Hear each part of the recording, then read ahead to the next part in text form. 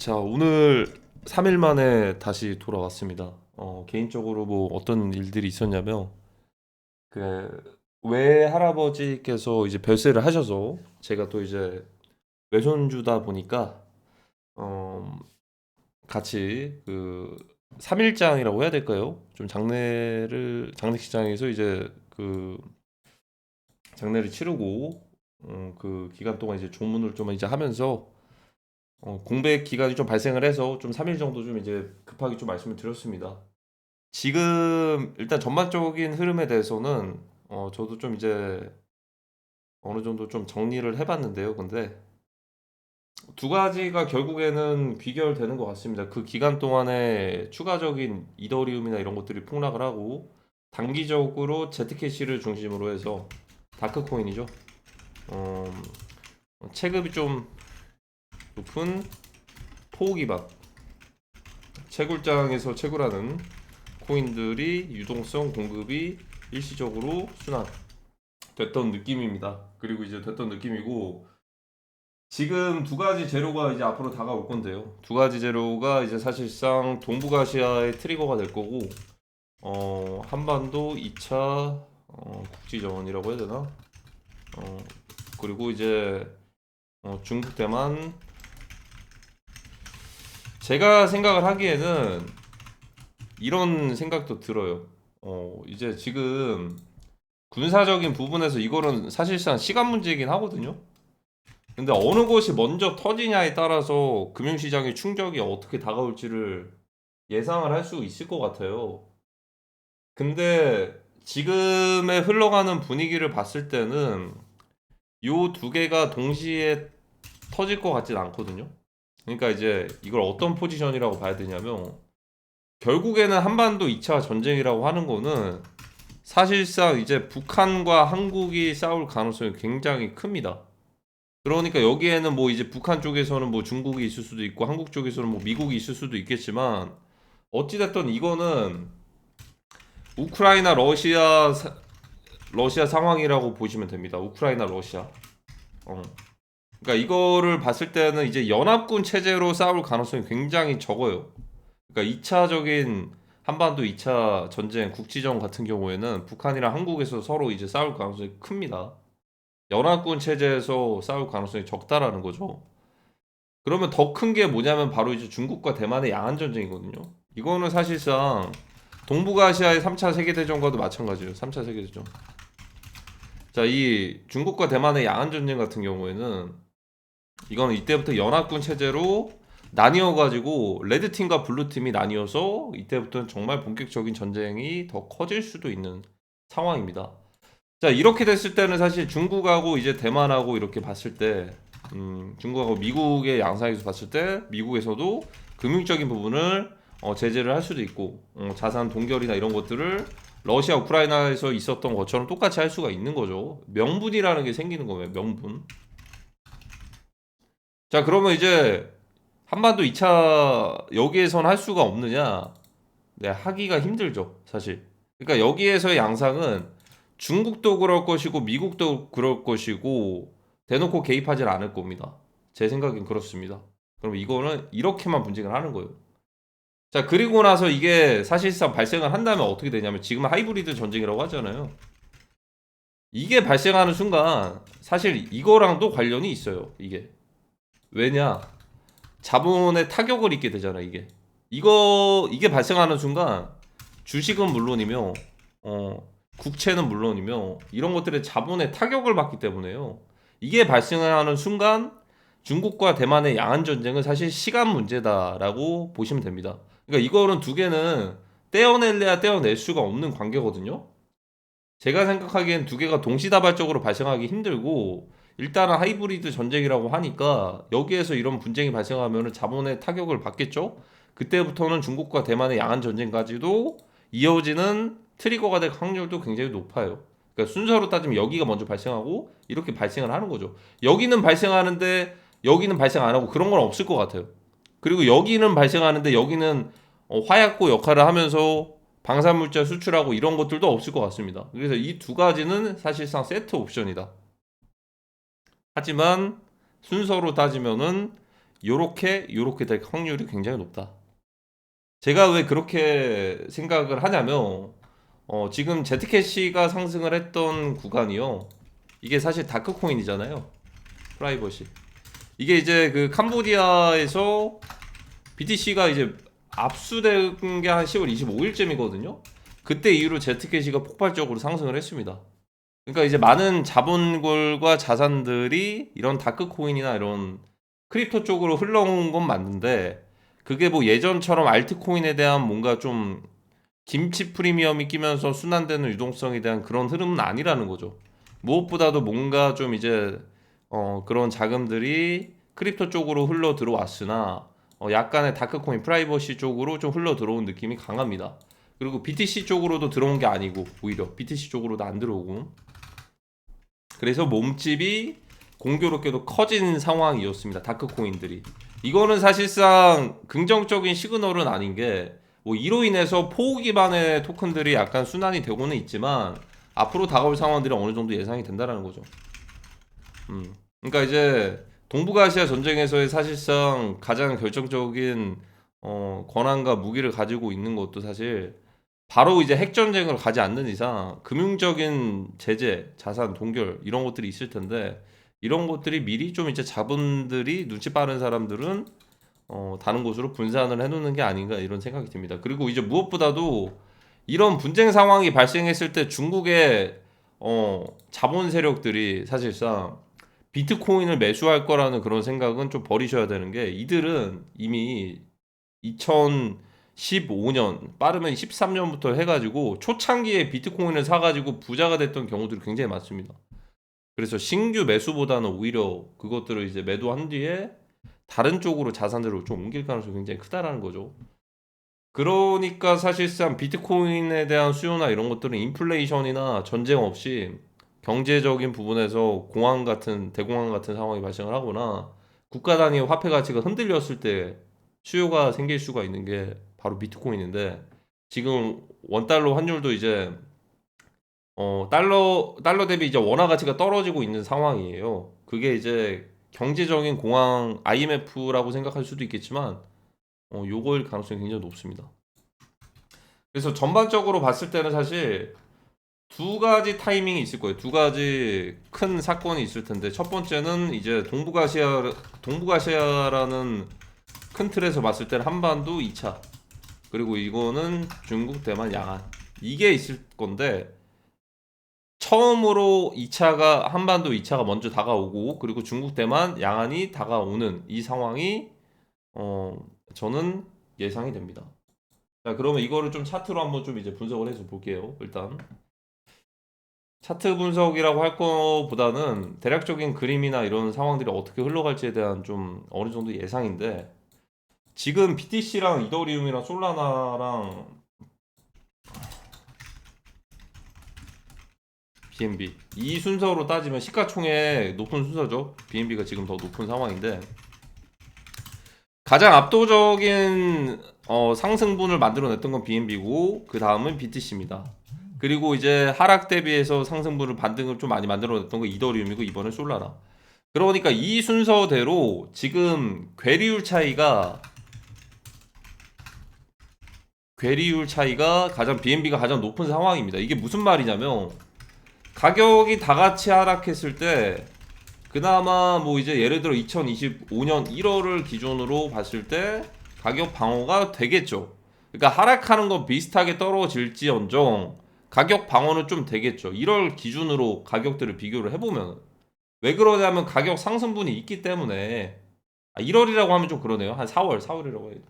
2025년 4월을 기준으로 2025년 4월달 반등했을 때를 기준으로 봤을 때 그러니까 지금 봤을 때 비트코인만 딱 봤을 때는 원래 이더리움은 한 여기까지 솔라나는 여기까지 갔었어야 됐어요. 그쵸? 요 상승분에서 이제 그 이상의 고점을 돌파를 했으니까. 이더리움은 좀 비슷하긴 갔었는데, 이더리움 같은 경우는 좀 특이 케이스인 게, 2021년의 고점을 솔라나는 터치를 했어요. 이전에. 그, 미국 대선 때 작년에. 비트코인은 뭐 이미 터치를 했었고, 이때 당시에. 근데 그나마 이더리움이 터치를 안 했기 때문에 이번에는 잠깐 터치를 하고 왔습니다. 그러니까 말 그대로 메이저 코인들에서 순환될 것들이 한 번씩은 다 순환이 됐다. 그게 추세 전환의 고점 트라이가 아니고 그냥 한 번씩 그냥 사이클마다 재료들이 그냥 하나씩 작년에는 솔라나, 올해는 이더리움 이런 식으로 해가지고 상승에 대한 그런 이제 유동성에 대한 그런 명분이 생겼고 그로 인해서 순환은 됐는데 폭발적인 상승은 안 했습니다 사실. 음. 비트코인 상승률 대비해서 비교를 해보면 사실상 이더리움의 위치는 지금 여기일 수도 있거든요. 여기 비트로만 딱 비교를 했을 때, 그쵸? 비트로만 비교를 했을 때 이 구간이 왜냐하면 21년도 고점을 이미 비트코인은 돌파를 하고 남았으니까. 자, 근데 여기서 더 이제 이례적으로 보여줬던 그림은 바로 BNB였습니다. BNB. 자, BNB는 지금 비트랑만 딱 비교를 해봐도 사실상 비트코인의 위치는 여기였을 텐데요. 그 이상을 돌파를 했습니다. 자, 그리고 나서 조정이 왔을 때는 다 같이 왔는데, 자, 이러다 보니 올해 4월 달 기준으로 봤을 때, 가격 상승 4월 기준으로 봤을 때 어떻게 보면은 방어율이 예전 21년 이미 BNB는 돌파를 했었고요. 21년 대비 고점을 BTC랑 좀 비슷한 상황이죠. 그리고 상승률 또한 좀 이제 이례적으로 더 크게 발생을 했습니다. 그쵸? 이렇게 보시면 솔라나는 뭐 돌파를 했지만 이번에는 돌파를 못하고 고꾸라졌죠.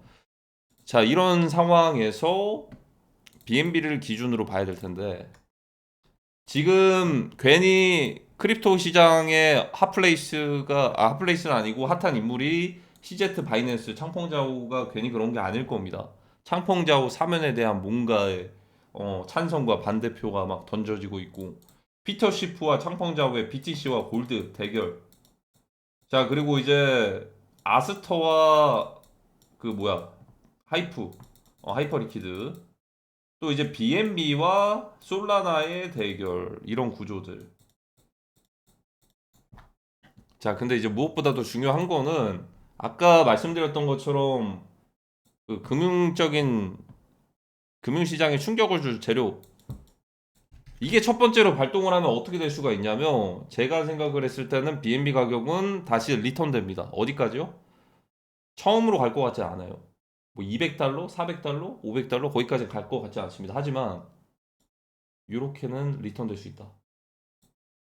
600달러 선까지는 요렇게. 자, 그러면 이렇게 되면 어떻게 되느냐? 자, 일단 비트코인, 이더리움, 솔라라, BNB만 떨어질까? 아니죠. BNB 떨어지면 동시다발도 다 같이 떨어지는 겁니다. BTC는 어떻게 되냐? BTC는 7만 달러. 이더리움은 어떻게 되냐? 이더리움은 2100달러. 이건 근데 이제 더 떨어질 수도 있어요. 이더리움은. 왜냐면 그 리스테이킹이기 때문에 리스테이킹. 솔라나는 어떻게 되냐? 솔라나는 90달러. 요렇게. 어떤 걸 기준으로 봐야 된다? BNB. 자, 그러면 여기서 끝나냐? 여기서 끝나는 건 아닙니다. 끝나는 게 아닐 수도 있어요. 자, 이거는 어떤 재료? 사실상 지금 하락할 재료가 전쟁밖에 없어요. 베네수엘라와 미국이 전쟁을 할까요? 아니면 이스라엘과 이란이 다시 전쟁을 할까요? 아니면 그 러시아와 나토가 전쟁을 할까요? 이렇게 생각을 해보면은 큰 충격을 줄 수 있는 게 최근에 에이펙도 마찬가지고 K한류, K푸드 이런 것들도 그렇고 골든 그 뭐였죠? 그 노래도 있잖아요. 그거 애니메이션. 거의 대다수의 사람들이 지금 이제 한국을 주목을 하고 있는 상황에서 거기다가 동시다발적으로 북한도 주목을 하고 있는 상황입니다. 왜냐? 이 로켓맨을 계속 트럼프 대통령이 불렀는데 북한에서 답변 없이 탄도미사일만 발사를 하고 있거든요. 자, 그러면 이런 와중에 금융시장에 충격을 줄 정도는 뭐가 있을까? 당연히 2차적인 한국에서의 이제 그런 국지전과 그런 상황들이 발생을 했을 때 충격을 줄 가능성이 크다. 제가 보고 있는 첫 번째 재료는 이렇게 생각합니다. 이렇게 이 재료가 2차 한국 전쟁일 가능성이 크다. 하지만 그 전쟁이라고 해서 6.25 때와는 다를 겁니다. 6.25 때랑은 다르게 국지전. 이미 국지전이 한번 벌어진 적이 있죠. 2011년 전에 2010년 그때 천안함이랑 뭐 이제 연평도 포격 사건 이런 것들처럼 서해 5도에서 발생을 했는데 이번에는 다른 양상으로 더 크게 발생할 가능성도 큽니다. 자, 그러면 여기서 여기까지 괜찮아요. 여기까지. 이 정도까지 충격을 줬으면은 그냥 제로 가치까지 떨어져야 되는 거 아니야? 라고 볼 수도 있는데 그 정도는 아닙니다. 사실상 핵심은 뭐냐? 중국과 대만의 전쟁입니다. 중국과 대만의 양안 전쟁. 중국과 대만의 양안 전쟁으로 가면 연합군 체제로 나뉜다고 했죠. 이제는 이제 중국 편과 대만 편으로 나뉘는 건데 이 미국에서는 여기서 이때부터는 합법적으로 금융적인 부분에 대한 제재라든지 자산 동결이나 이런 것들부터 해서 제재를 가할 수도 있고 그런 상황들 오기 전에 일본에다가 이제 장거리 미사일이 됐던 전략적인 군 자산들 이제 방산 무자들이나 이런 것들을 많이 배치하고 바꾸는 상황이죠. BNB 기준으로 봤을 때 이 정도 하락이면 저는 좀 단기적으로 봤을 때 충분하다라고 생각이 드는데 이때부터 BNB에 대한 오히려 BNB 민코인 불장이 이때 올 수도 있어요. 제가 말씀드렸잖아요. 그래서 12월 24일 크리스마스가 되기 전에 언젠간 올 것이다라고 말씀드렸는데 만약에 바이낸스에서 특히나 이제 뽀밈 출신 있죠. 펌프펀 같은 그쪽 기반의 출신들을 현물 상장을 안 하면 11월 말 내지 12월로 미뤄질 수도 있어요. 오히려 불장 사이클은 이때 올 수도 있습니다. 그럼 BNB는 BNB 체인의 민코인들에 대한 불장으로 수요가 어떻게 늘어나냐 폭발적으로 증가를 할 가능성이 큽니다. 그러면 BNB 정도는 회복을 할 가능성이 커요. 요렇게 창펑자오 그레이트 어게인처럼 대단한 창펑자오 이렇게 하면서 그런데 이제 결말은 조금 씁쓸할 수도 있는데 자 이때부터는 두 번째 제로가 발생할 확률이 굉장히 크다. 자 여기부터는 이제 요렇게 될 수도 있어요. 이게 BNB뿐만 아니고 이때는 모든 자산들이 이때는 어떤 재료냐 제가 말씀드릴게요. 이때는 단순히 중국과 양안의 문제가 아닙니다. 중국과 대만 양안 전쟁에 대한 문제가 아니고요. 러시아 나토 이거 동시다발적으로 일어날 가능성이 커요. 그러니까 이제 동시다발적으로 일어나는 거는 중국과 대만 그리고 러시아와 나토가 동시다발적으로 일어날 가능성이 큽니다. 이때부터는 소용돌이에 빠지게 될 겁니다. BNB뿐만이 아니고 비트코인, 이더리움, 솔라나 모든 금융시장의 자산들 모두 다 골드는 엄청난 폭발적인 상승을 할 수도 있고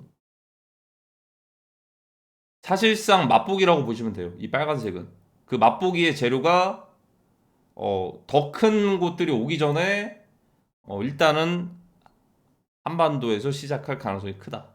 여기 두 개. 요 두 개는 같이 세트로 같이 따라올 가능성이 크고요. 2차 한국 뭐 전쟁이라고 해야 되나? 국지전이라고 봤을 때는 그거는 한국과 북한의 대치 구조로 이루어질 가능성이 굉장히 큽니다. 그러니까 더 큰 것들이 오기 전에 그냥 맛보기 정도라는 거죠. 어떻게 보면. 그러면 BTC랑 이더리움은 어떻게 되냐? 자, 일단은 BTC, 이더리움, 솔라나 같은 경우는 이 정도 꺾이잖아요. 이 정도 꺾였을 때는 사실상 회복 불능입니다. 회복 불능이에요. 이거는 회복시켜줄 이유가 없어요. 세력들이. 왜 굳이 회복을 시켜줘야 되죠? 이렇게 차트가 완전히 무너진 상황인데 이거를 다시 살려보겠다고 해가지고 ETF에 엄청난 막대한 자금들이 들어오는 것도 아니고 유동성을 다시 불어 넣어가지고 이거를 다시 살린다? 제가 볼 때는 이 정도까지 갔으면 그냥 초기화를 시키는 게 나을 겁니다.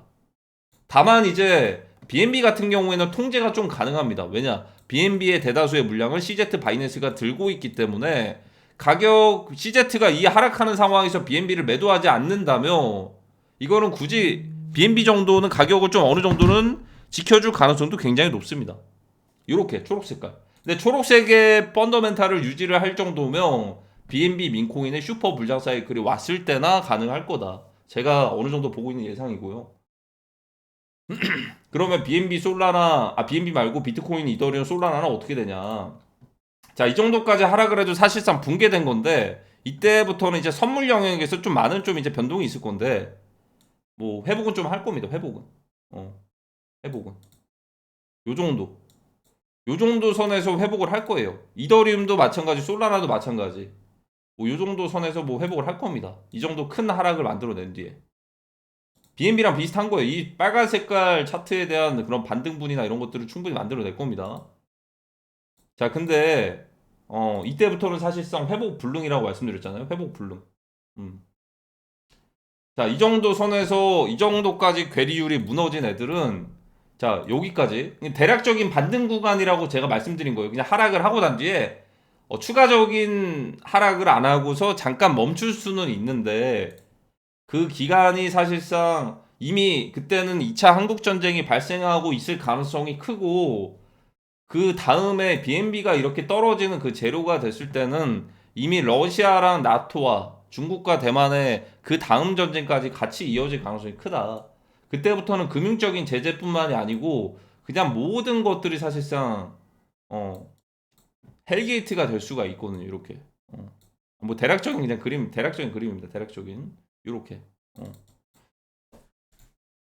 BNB뿐만이 아니고 BTC, 솔라나, 이더리움, 미국 주식, 뭐 주식 시장 할 거 없이 모든 것들이 혼돈의 카오스로 빅쇼트가 와버리고 크루드 오일, 원유 가격이랑 골드 가격이랑 에너지 가격, 방산 물자, 팔란티오 같은 것들은 오히려 더 오르는 거예요. 이게 팔란티오 같은 것들이 공매도 이제 공매도 쇼스퀴징이 나오면서 엄청 상승을 해버리고 방산 물자들 이런 것들, 식품 관련주들 이런 것들.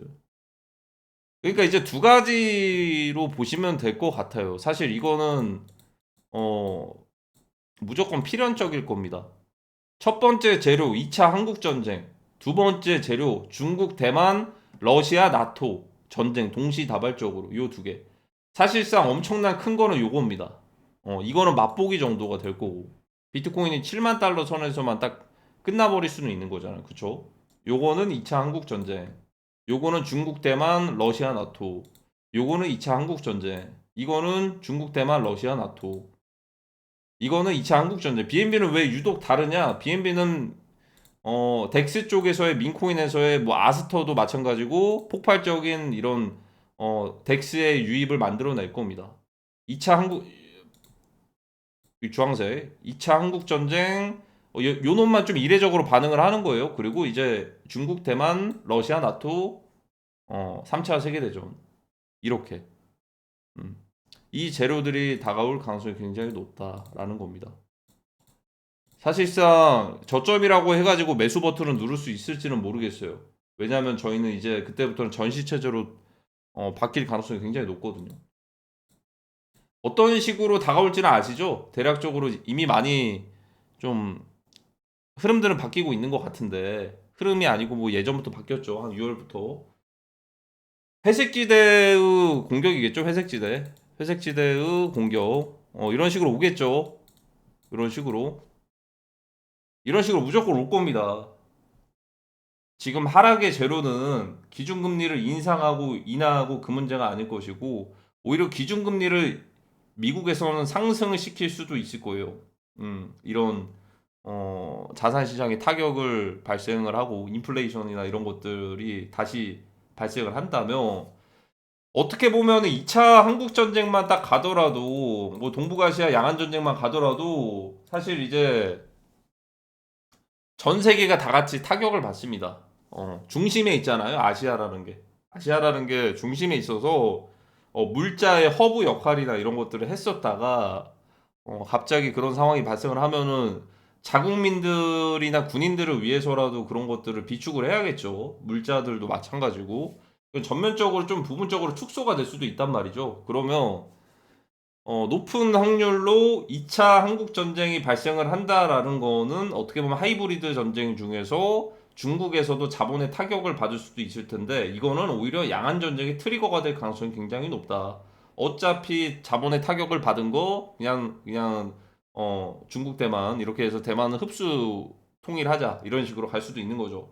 그리고 어차피 그 타이밍이 됐을 때는 미국 그 러시아와 나토에서는 전쟁을 준비를 할 수도 있고 그러니까 대략적인 이미 전쟁을 준비를 하고 있겠죠. 2026년 2, 3월 달인가 프랑스에서 그거 병동 늘리라고 한 것도 그렇고 일단은 2025년이 되기 전에 터질 가능성이 굉장히 높아요. 한반도 2차는.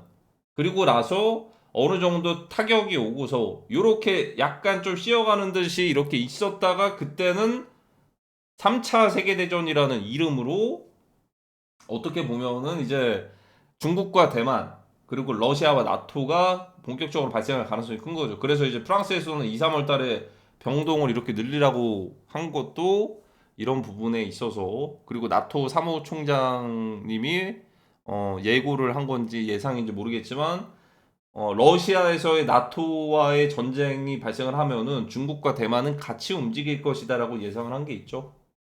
자, 그런 것들이 괜히 나온 게 아닐 겁니다. 사실. 나토와 이제 그 나토 러시아 중국 대만 침공. 그래서 이거를 이미 한 7월 달쯤에 얘기를 해놨죠. 이거에 나토 사무총장. 이거 7월이에요, 7월. 러시아가 나토를 공격하면 중국은 대만 침공. 이거 두 개가 세트 옵션입니다. 2차 한국 전쟁이 발생을 하고서 중국과 대만 침공이 세트 옵션은 아닐 거예요. 그러니까 요거는 사실상 자산 시장이 종말적인 상황까지도 갈 수 있는 상황이 될 텐데 그거 되기 전에 맛보기 정도가 하필이면 2차 한국 전쟁 가능성이 굉장히 높은 거예요. 2차 한국. 왜냐하면 저희는 빠르게 시작을 해서 통일 한반도가 되어야 되고 파괴 이후에 재창조를 하면서 새로운 것들에 대한 것들이 빠르게 받아들여질 가능성이 큽니다. 그래서 우리는 먼저 시작을 할 가능성이 크다라는 겁니다. 그래서 여기는 2차 한국전. 이거는 중국, 대만, 나토, 러시아. 이거 두 개. 그러니까 큰 틀에서 봤을 때는 이번에 충격을 줄 건 두 가지가 되겠네요. 동북아시아에서는 2차 한국, 그리고 이제 전 세계로 봤을 때는 중국, 대만 양안 전쟁과 러시아, 나토. 이렇게 되면은 연합국으로 체제로 나뉘어질 수밖에 없기 때문에 이제 지금 그 구조로 갈 것 같고 시기는 모르겠으나 비트코인이 이제 앞으로 이더리움이 앞으로 BNB가 앞으로 솔라나가 앞으로 2차적인 하락을 하게 됐을 때는 제가 봤을 때는 그게 시그널이라고 보여집니다.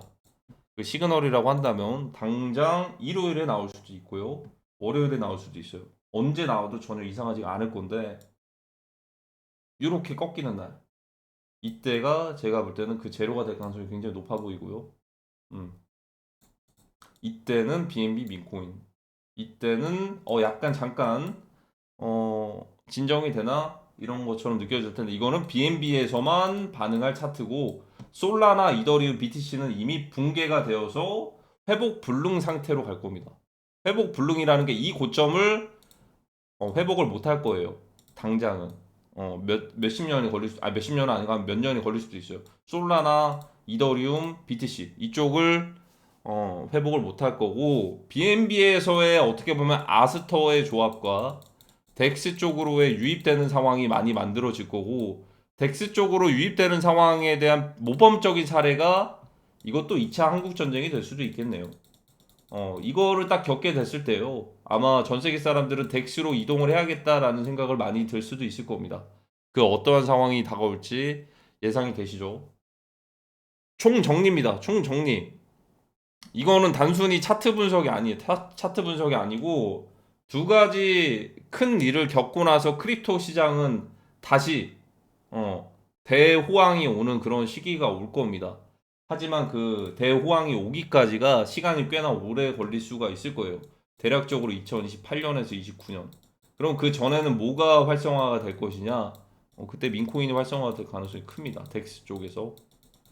뭐 덱스도 그렇고 디파이 쪽도 마찬가지겠고 덱스, 디파이, 민코인 그리고 디지털 지갑 이쪽에 시장이 커질 가능성도 크고 NFT도 마찬가지고 이렇게 그리고 스테이블 코인 무엇보다도 이게 수요가 많아질 가능성이 크겠죠. 특히나 USDT, USDC 그리고 USD1 일단은 이제 무엇보다도 중요한 거는 그 시그널이라고 한다면 이게 솔직히 말해서 이건 좀 반반이긴 하거든요. 개인적인 생각으로는 이 정도면 하락을 많이 했다라고 저도 느낄 정도의 구간이긴 해요. 그래서 약간의 여기서 요대로 갈지 아니면은 한 파동을 더 이렇게 올려가지고 갈지 모르겠어요, 이렇게. 근데 이거는 일요일에 결정될 것 같은데? 일요일에서 월요일? 일요일에서 월요일쯤 결정되지 않을까? 일단은 미체결이나 이런 것들이 굉장히 많이 빠진 상황이고 제가 생각하는 거는 그냥 그대로 갈 것 같거든요. 그대로. 이거를 그대로 BTC, 이더리움, 솔라나하고 똑같이 따라갈 가능성이 굉장히 높다라는 거죠. 다시는 회복하지 못할 고점이라고 하긴 좀 그렇지만 솔라나 비트코인, 이더리움은 앞으로 한 2028년쯤, 2029년쯤에는 다시 회복할 수 있을 코인들이 될 겁니다. 그걸 가로막게 되는 게 사실상 동북아시아 전쟁이 될 가능성이 굉장히 높고요. 동북아시아 중에서 2차 한국 전쟁은 그냥 맛보기 정도고, 본격적인 거는 중국 대만과 러시아 나토, 이게 사실 동시다발적으로 같이 발생할 가능성이 크다라는 겁니다. 그러면 다가오는 원달러 환율, 원달러 환율이 원달러 환율이 대비해서 원화 가치가 떨어지는 게 이게 과연 대공황에 대한 시그널일까요? IMF에 대한 시그널일까요? 제가 볼 땐 다른 양상으로 올 가능성이 크다라고 봅니다. 다른 양상. 늘 말씀드렸던 것처럼. 자, 그러면 다음에는 일단 1월날 좀 지나고 만약에 크립토가 반등이 오느냐 하락을 하느냐를 두고서 지켜보고요. 다시 한번 찾아오도록 하겠습니다.